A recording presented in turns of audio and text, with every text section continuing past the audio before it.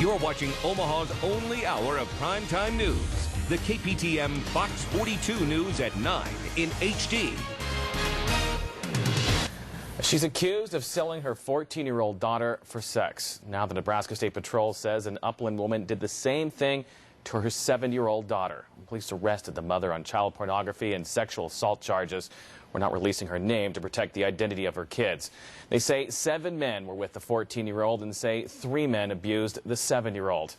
Police arrested 3 men so far. 28-year-old Alex Ray was caught in Omaha last week. Days later, troopers tracked down 37-year-old Donald Graff of Columbus. Shad Chandler of Lincoln was arrested on April 30th. Police expect to make more arrests. Last year, there were roughly 170 sexual assault cases involving adults reported to the Omaha Police Department. But more victims are kids. About 450 teen and child sex assault cases were reported, and one Omaha support group says at least twice as many victims never come forward. In tonight's Uncovered, Fox 42's Clark Young takes a closer look at the problem in the metro and at how far victim care has come in the past 10 years, thanks to one who came forward. I was leaving a hospital board meeting, and in the process of leaving in my car, driving down the street, my car passenger door opened and a man got in the car. We ended up in an alleyway. We thought it was an alley, but I think it now, if I were to go back there now, I could probably tell you it was a street. But, and he raked me in the back seat of my car. 10 years have now passed since that night.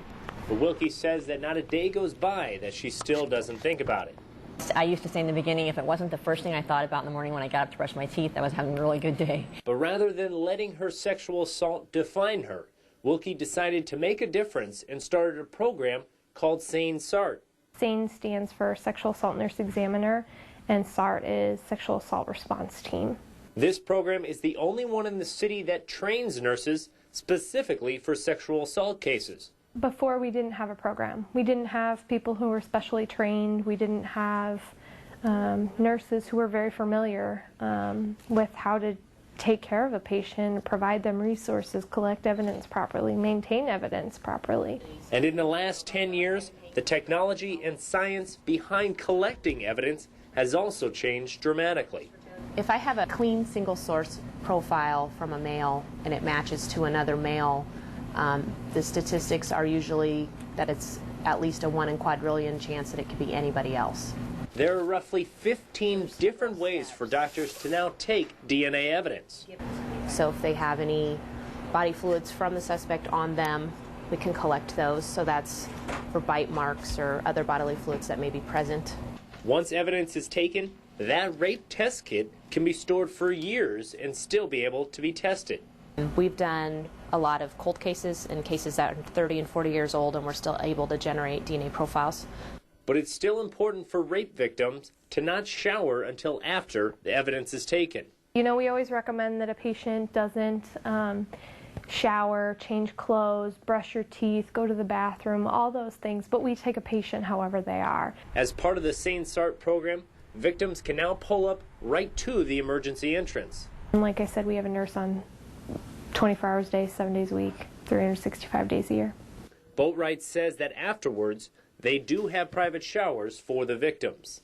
Not only are we helping that patient to validate their feelings, but we also hook them up with resources across the community like the WCA, who provides advocates and counseling services. But still, the most startling number is how many victims never come forward. There are many statistics, but they're talking about anywhere from 50 to 80% go unreported. Pollitt says the only way to bring that number down is by prevention. It's about being an active, positive bystander, and that doesn't require you to intervene. It could be that you see, maybe you're out and you see somebody put something in someone's drink. You may not feel comfortable confronting that person, but you could do something as easy as just not knocking the drink over. But in the end, Wilde says that the most important thing is that victims know that it's not their fault and that it's okay to come forward. Just knowing that I was going to help somebody else and going out and talking about it and making it more public and making this an issue that, that needs to be resolved made me stronger And so I think that really helped to get me, and even having to go through trial on that, which was difficult. But in the end, you know, it all worked out fine. Clark Young, Fox 42 News. Now, if you'd like to help, you can make a donation to the Methodist Foundation on its website. And watch every Thursday night for